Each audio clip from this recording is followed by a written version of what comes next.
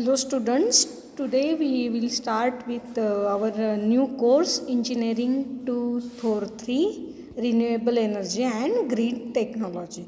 This course is for 2 credits, one for theory and one for practical. Now before starting we must know what is renewable energy.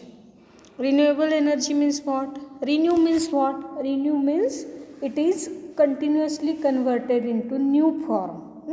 We know that the energy, it is neither be created nor be destroyed, it can be converted into another form. म्हणजे जी energy नेहमी नवीन रूपांतरित होत असते नवीन गोष्टीमध्ये आणि कधीही न संपणारी अशी जी एनर्जी त्याला काय म्हणायचं? Renewable energy. मग आपल्याला परीक्षेत प्रश्न विचारला जाईल, define renewable energy. Then renewable energy is useful energy that is collected from renewable resources which are naturally replenished on a human time scale, including carbon neutral sources like sunlight, wind, rain, tides, waves and geothermal heat. आपल्याला माहिती आहे आपण सनपासून जो light मिळतो म्हणजे solar एनर्जीचाही वापर आपण water हिटिंगसाठी, कुकिंगसाठी, वेगवेगळ्या गोष्टींसाठी करतो. विंड एनर्जीचा वापर आपण इलेक्ट्रिसिटी जनरेशनसाठी करतो. रेन एनर्जीचाही वापर केला जातो. टाईड्स म्हणजे समुद्रामध्ये ज्या वेव्ज आहेत समुद्रामधल्या त्याचाही वापर आपण एनर्जी जनरेशनसाठी करत असतो. म्हणजे हे जे आपल्याला निसर्गाने दिलेलं आहे सगळं त्याला सगळ्यांपासून आपण एनर्जी तयार करू शकतो आणि त्यालाच आपण रिन्युएबल एनर्जी म्हणतो. रिन्युएबल एनर्जी आपल्याला फ्री ऑफ कॉस्ट अवेलेबल आहे. It is the God gift. आपल्याला देवाने दिलेली एक देणगीच म्हणावी लागेल. रिन्युएबल एनर्जी म्हणजे की ती आपल्याला अवेलेबल होते. फक्त सुरुवातीला आपल्याला काय करावं लागतं? इनिशियल इन्व्हेस्टमेंट लागते. त्यासाठी we must pay for initial capital investment because for example, if there is a solar plant in your hostel, there is solar heaters, then for installation of that solar heater there is some initial cost, initial investment. After that there is no need of any cost, means it is free of cost, it is available to us. That's why it is renewable energy, solar energy. Then wind energy, tide energy, rain energy, geothermal energy, all that energy are renewable and it is inexhaustible in nature. म्हणजे कधी न संपणारी अशी ही दैवी देणगीच म्हणावी लागेल renewable energy. Then energy sources can be classified on the basis of 3 features: conventional and non-conventional energy sources, renewable and non-renewable energy sources, commercial and non-commercial energy sources. Non-conventional energy sources which are renewable and non-commercial in nature. म्हणजे ते non conventional energy sources जे आहेत ते renewable एनर्जीचाच एक भाग आहे पण ते कमर्शियल नाही आहेत. कमर्शियल म्हणजे आपण पैसा देऊन ते विकत घेत नाहीत. There are several characteristics of energy resources which need to be taken into consideration in making choices and decisions. Some of these are energy per unit volume or per unit mass. म्हणजे concentration, quality, ease of extraction, ease of export, ease of use, adequate supply, material process per unit energy extracted, हे सगळं आपल्याला जाणून घ्यावं लागतं. आता conventional sources of energy जर म्हटलं तुम्ही तर काय काय त्या कन्व्हेन्शनल सोर्सेसमध्ये coal, petroleum, natural gas are commercial sources of energy. म्हणजे कन्व्हेन्शनल पण आहे आणि कमर्शियल पण आहे. These are non renewable. ते रिन्युएबल आहेत का? Non renewable sources of energy which if exhausted cannot be regenerated in short time.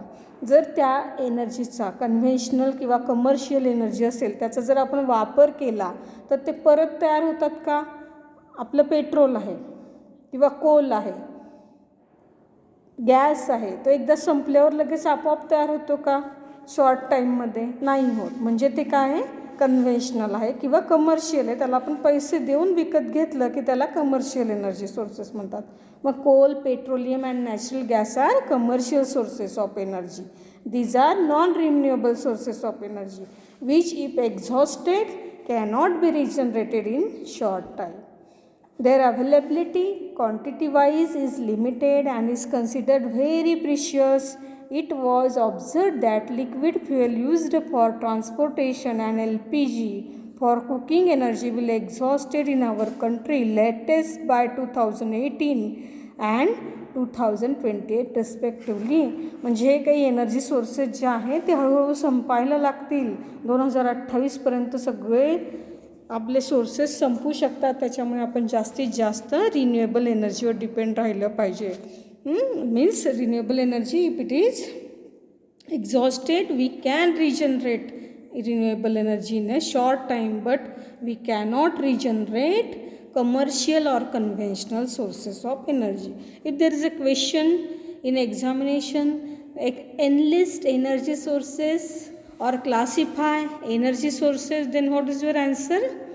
Their energy sources are conventional and non-conventional energy sources, renewable and non-renewable energy sources, commercial and non-commercial energy sources. Okay. Then next. Then this one is also sources of energy, conventional sources.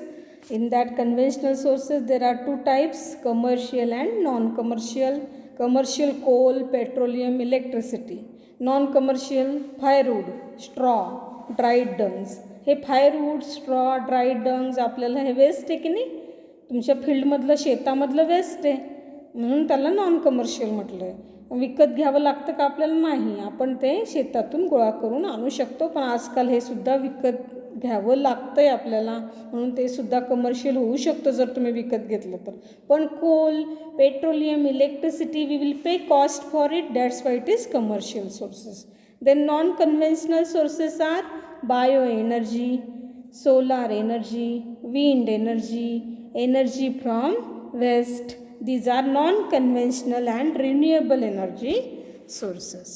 Okay, we can, if it is exhausted, we can renew it. That's why it is renewable energy sources. Then what are the advantages of renewable energy? Renewable energyचा वापर आपण कशासाठी केला पाहिजे, त्याचे काय advantages आहेत? This sources of energy are renewable and there is no danger of depletion. These occur in nature and are inexhaustible. कधीही न संपणारे आहेत, कुठलीही डेंजर किंवा इजा तुम्हाला होत नाही renewable एनर्जीने. The power plants based on renewable sources of energy don't have any fuel cost and hence negligible running cost. Negligible running cost आहे. Renewable and more site specific and are used for local processing and application. There is no need for transmission and distribution of power. Renewables have low energy density and more or less there is no pollution. हा सगळ्यात महत्त्वाचा point आहे की renewable एनर्जीने pollution होत नाही. और ecological balance problem.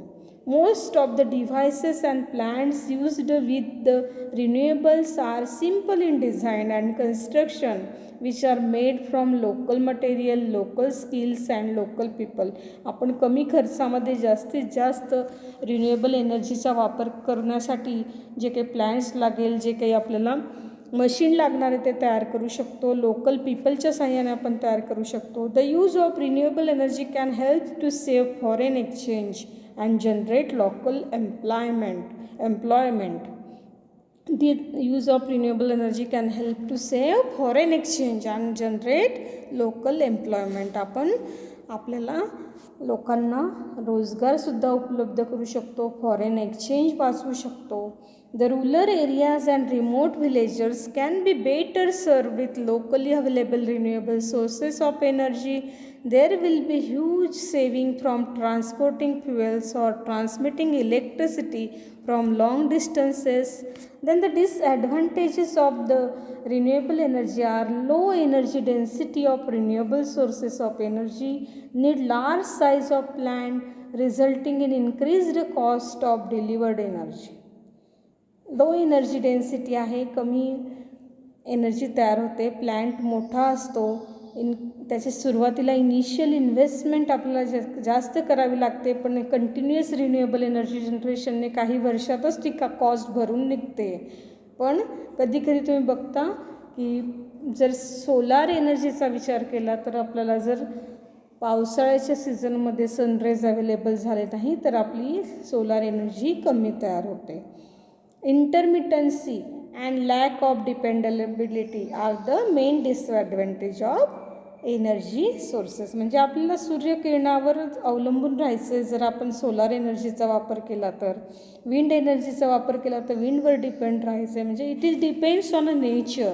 That's why dependability आहे. Low energy density also result in lower operating temperature and low efficiency. Maybe if there is a less availability of energy then there is a low efficiency. Renewables have low energy density and are more or less. There is no pollution or ecological balance problem. Pollution होत नहीं है.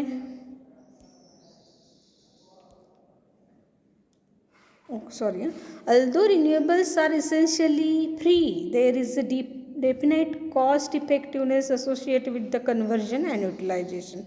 Much of the construction material used for renewable energy devices are themselves very energy intensive.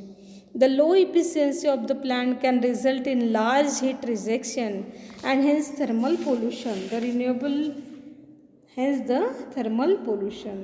renewable energy plant use larger land masses. खूप मोठी जागा आपल्याला त्यासाठी लागते आणि खूप मोठा सुरुवातीला खर्च आपल्याला दिसतो, म्हणून तो डिसॲडव्हान्टेज आपण म्हटलेला आहे.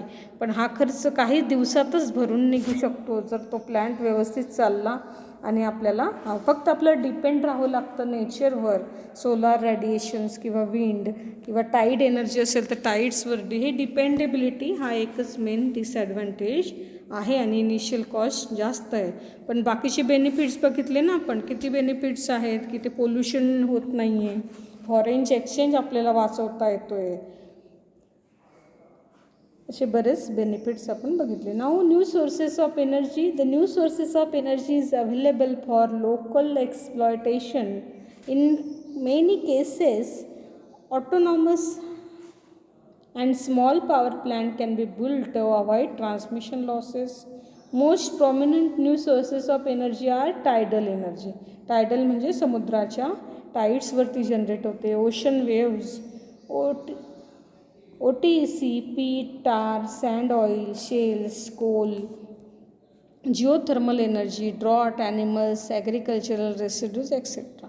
The total energy production in India is 14,559 multiplied by 1015 joules means 93% of India's requirement of commercial energy is being made by fossil fuels, with coal burning 56% and oil and natural gases contribution 37%.